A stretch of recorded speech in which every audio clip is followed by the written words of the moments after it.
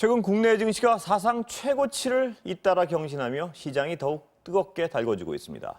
이럴 때일수록 달러와 금 투자에 더 관심을 가질 필요가 있다. 이런 좀 색다른 주장을 또 관심을 끌고 있는데요. 오건영 신한은행 IPS 본부 부부장과 이야기 나눠보겠습니다. 어서 오세요. 네, 안녕하십니까. 네. 제가 잠깐 설명드렸는데 다소판은 아니신 것 같습니다. 지금. 네.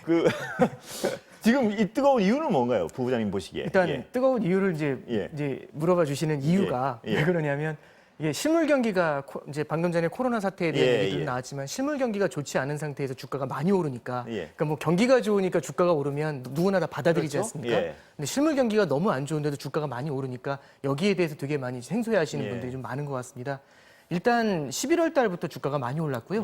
11월 달에 터졌었던 여러 가지 호재들이 있는데 대표적인 호재가 첫 번째가 백신에 대한 뉴스입니다. 이제 세 가지 백신에 대한 얘기가 한꺼번에 쏟아져 나왔고요.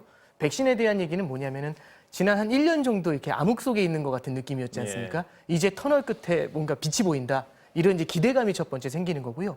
두 번째는 정치 불안에 대한 그 문제들이 좀 많았었습니다. 대선 전국을 앞두고 예전에도 이렇게까지 좀 소란이 많았을까 싶었는데 그런 얘기들이 되게 많았지만은 어쨌든 대선에 대한 결과가 어느 정도 모아지는 거 아니냐 이런 기대감, 그러니까 정치 안정에 대한 기대감이 있는 거고요.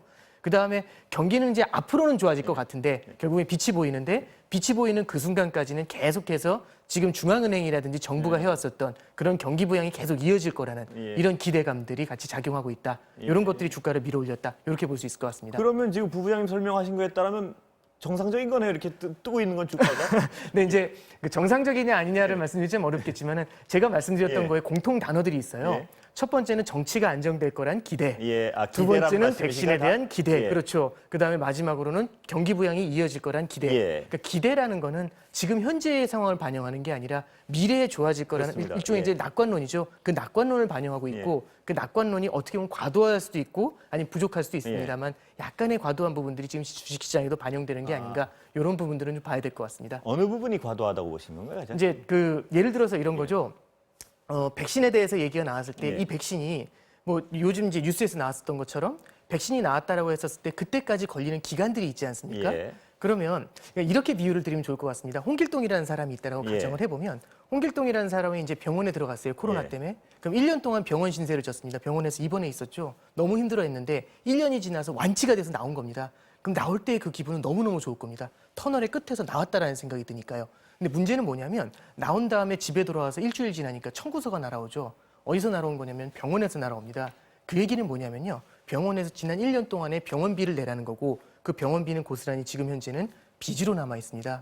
조금 이게 길게 설명을 드린 이유는 뭐냐면 지금 코로나 사태를 극복하기 위해서 각국 중앙은행이라든지 정부가 상당히 많은 돈을 뿌렸는데 그 돈은 그냥 만들어진 게 아니라 하나의 빚처럼 남아 있습니다. 그래서 저는 이제 말씀드리고 싶은 거는 긍정적인 곳에 대한 기대 충분히 가능하다라고 보는데 어떻게 보면은 그 기대를 만든 거에 그 명암이겠죠. 다른 어두운 면에서는 쌓여 있는 빚에 대해서도 좀 봐야 되기 때문에 이런 쪽에 대해서는 다소 간과하고 있는 게 아닌가.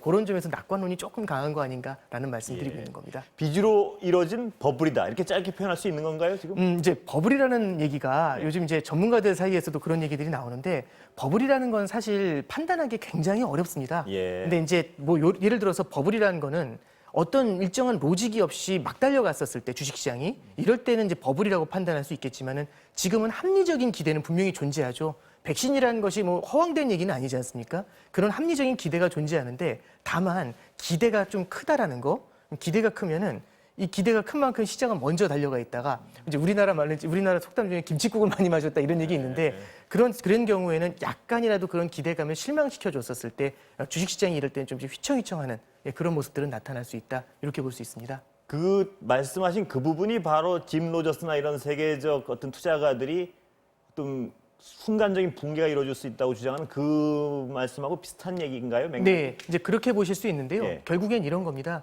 그러니까 사람이 아무런 문제가 없었을 때, 빚이 없었을 때는 경제 활동이 한 달 정도 멈춰 있어도 상관이 없을 겁니다. 그런데 빚이 굉장히 많을 때는 경제 활동을 멈춰서 소득이 들어오지 않으면 이자를 갚지 못해서 파산을 해버리게 되죠. 예. 그래서 이번에 코로나 사태가 문제가 됐던 것도 코로나 자체가 문제가 된 부분도 있지만 빚이 굉장히 많은 상태에서 코로나가 터졌다라는 것도 이슈가 될 겁니다.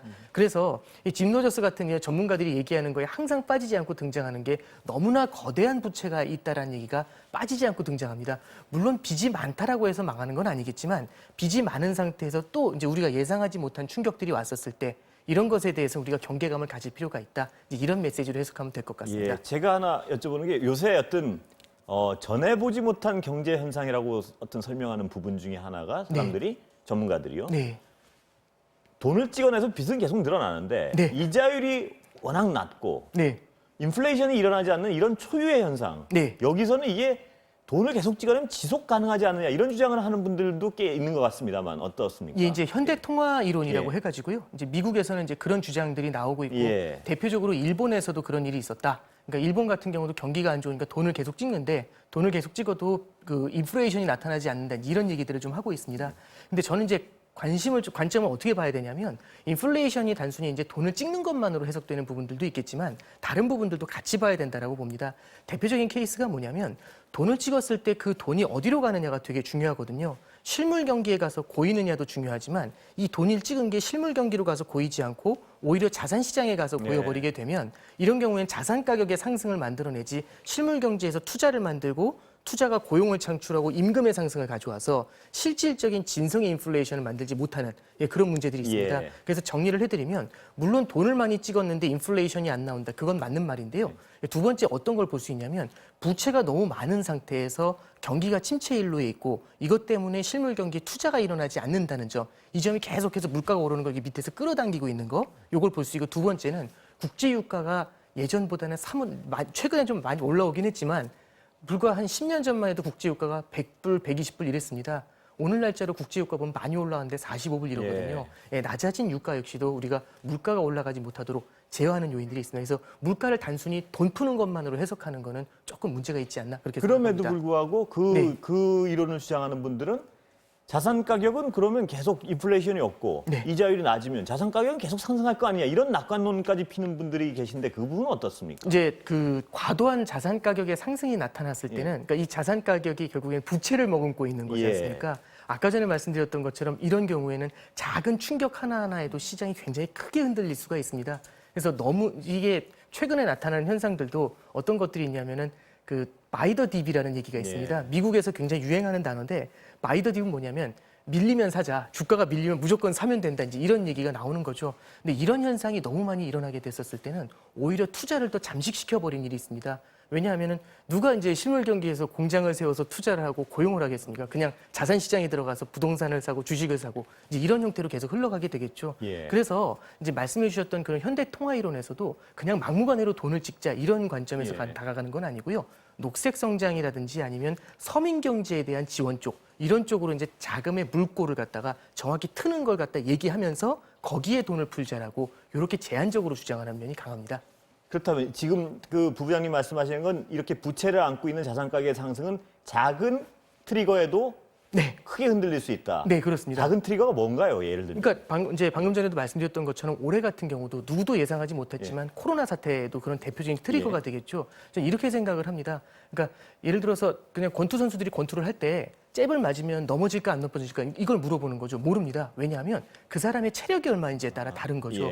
부채가 많다는 건 그만큼 실물 경제의 체력이 약해져 있다는 거고요. 그랬을 때는 코로나 사태와 같은 충격이 왔었을 때 굉장히 크게 반응을 하게 됩니다. 그래서 올해 3월 달에 주식시장이 굉장히 크게 흔들리는 걸 보셨을 거고요.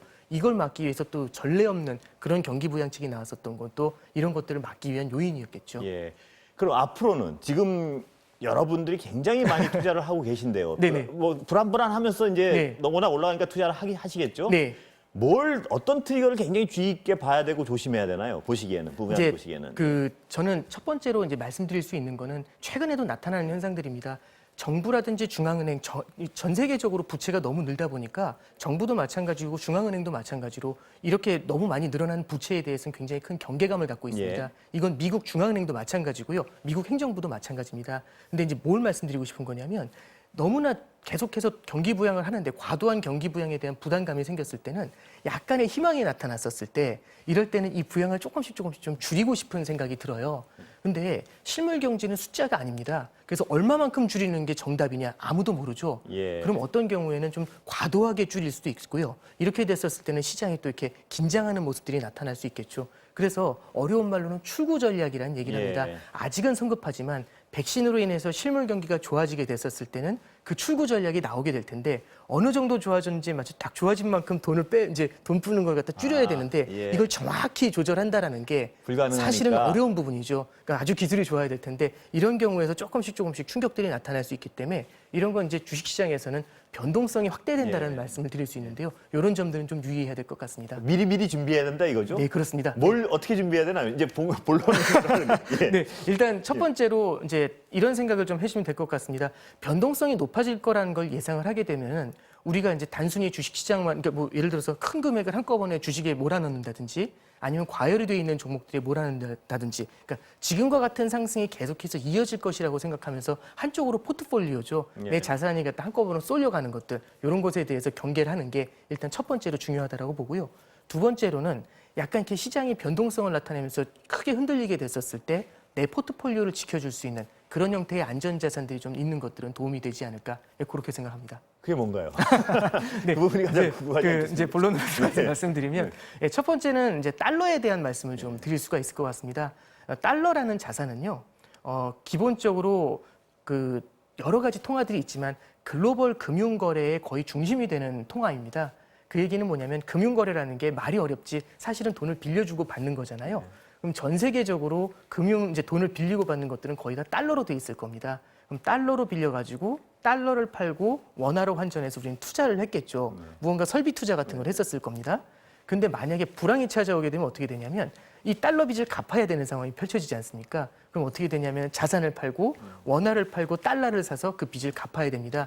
근데 이게 불황이라는 게 한두 사람한테 다가오는 게 아니라 전체적인 사람들한테, 수많은 사람들한테 그런 쇼크라는 건 다가올 수 있잖아요. 그럼 일시적으로 이 달러 빚을 갚아야 된다는 생각 때문에 달러에 대한 수요가 크게 뛸 수 있죠. 그래서 올해 3월 달을 기억을 해보시면 전 세계 주식시장, 채권시장 다 흔들렸는데 달러만 유독 뛰었습니다. 그게 무슨 말씀이냐면은 다른 포트폴리오들 여러 개 자산 배분했지만 다 흔들렸지만 그 상황에서도 달러 자산은 튀어올랐다. 그러면은 포트폴리오를 지켜줄 수 있는 다른 자산들하고 다른 움직임을 보이는 그런 자산을 하나 정도는 끼우고 있어야 되지 않나, 예. 그런 말씀 드릴 수 있을 것 그런데 같습니다. 달러의 경우에 거의 상당수의 전문가들이 네. 올해는 코로나 여파로 네. 풀 수밖에 없을 것이다. 네. 달러 값은 떨어질 수밖에 없을 것이다. 이런 전문가들이 다수파란 말입니다. 네, 그렇습니다. 그건 어떻습니까? 일단 첫 번째는 저도 그 의견에는 상당 부분 공감을 하고요.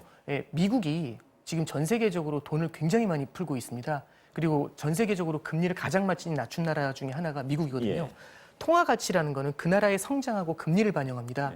미국이 작년만 해도 굉장히 독보적인 성장세를 보였는데 이번 코로나 대응에 있어서는 사실은 그렇게 좋지는 않았던 것 같습니다. 그러다 보니까 미국의 성장세가 휘청하는 모습이 보이고요. 그리고 이 성장세를 메워주기 위해서 상당히 빠른 속도로 금리를 내리고 양적 완화라는 툴을 이용해가지고 돈을 많이 뿌렸습니다. 그 얘기는 뭐냐면은 달러를 보유하고 있었을 때 미국의 성장을 기대할 것도 크지 않고 금리도 높게 주지 않는다. 이렇게 볼 수가 있겠죠. 예. 이렇게 시간은 됐었을 다 때는 됐는데 잠깐만 이제 정리해 주시면 네. 그래서 이제 말씀을 드릴 수 있는 거는 달러 자체가 굉장히 이제 중기적으로는 하락한다라고 보고 있지만 위기의 순간이 다가왔을 때 시장이 크게 흔들렸었을 땐 달러 갑자기 가치가 솟아오를 수 그렇습니다. 있다는 말씀. 그래서 이게 한꺼번에 큰 금액을 투자하시는 것보다는 적립식으로 나눠서 그렇게 투자를 해보시면 어떤가, 그렇게 조언드립니다. 부부장님 오늘 시간이 모자라가지고 좀 모자라게 들었는데요. 다음에 기회 있으면 또 모시겠습니다. 네, 알겠습니다. 금하고 달러 얘기 좀 더 여쭤보겠습니다. 알겠습니다. 네, 예, 감사합니다. 말씀 감사합니다. 네, 감사합니다. 네.